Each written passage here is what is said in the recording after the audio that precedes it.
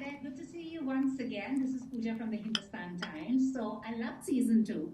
And I Yay. think more so it's more relevant now in the times that we are living in than it was like, say, maybe 2 years ago.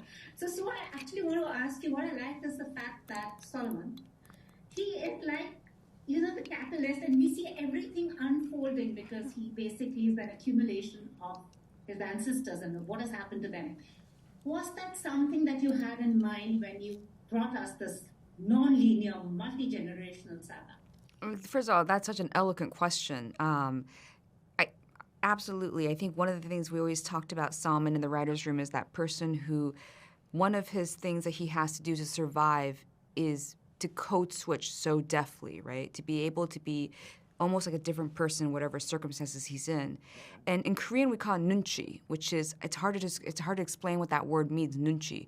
But nunchi means the person who enters a space and is able to sort of discern the energy of that space. I think a lot of immigrants have it. I think Salman definitely has it. That's how he survived. And Solomon, that is, Jenna, coming to you, that aspect where, you see shades of Sunja in him, you will see a bit of Hansu in him, Yeah. you see everybody, Muadzu in him. Was that something difficult to tap in as an actor? And also the fact to relate to Solomon the way you have, was it drawn from personal experience? Pooja, I just want to say, this session has been wonderful, and I'm so grateful that you took the time to see me today. Let's talk about my childhood. I'm kidding, but that's exactly right. You've nailed it on the head. As specific as the story is to the Zainichi experience and to the second, third generation that Mozasu and Solomon are a part of, so much of it I have related to with my own experience as having been born in Korea, lived in Hong Kong, and come to America when I was young, and gone back and forth, between Korea and America growing up. It's those similarities I felt very drawn to and felt very near to me. There are a lot of ways that Solomon are like me, but sort of in a different way, right? I've said this before, but if I hadn't been an actor, if I hadn't found work as an actor and needed to protect my emotions more, if I needed to put more walls up for work, for living in the city or something, then perhaps I might have found myself more similar to parts of his character, parts of his personality.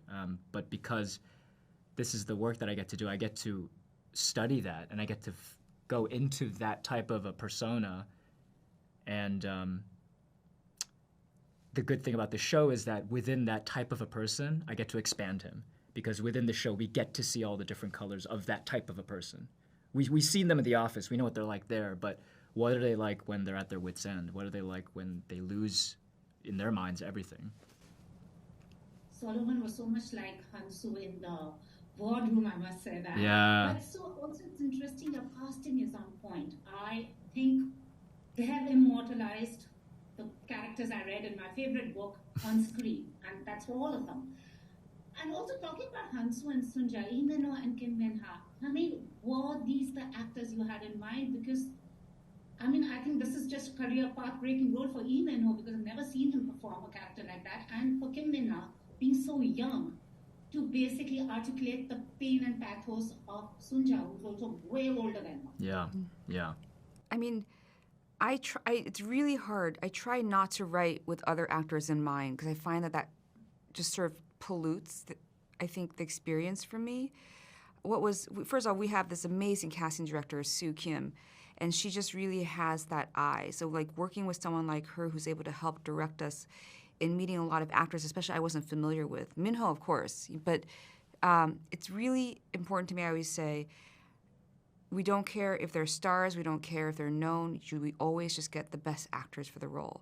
And we really put our actors through a torturous process, and the audition process is very, very rigorous. And I always say the reason why is it's so terrible to get on set and realize this person doesn't have that spirit of this character, because then everything feels like it goes off balance. So we really spend a lot of time in casting. I think it's also a testament to Soo's writing as well, that it's the material is powerful, and everyone who has joined our project, we feel the sense of responsibility that has been gifted to us, to tell the story, and we want to get it right, and I think that really comes through.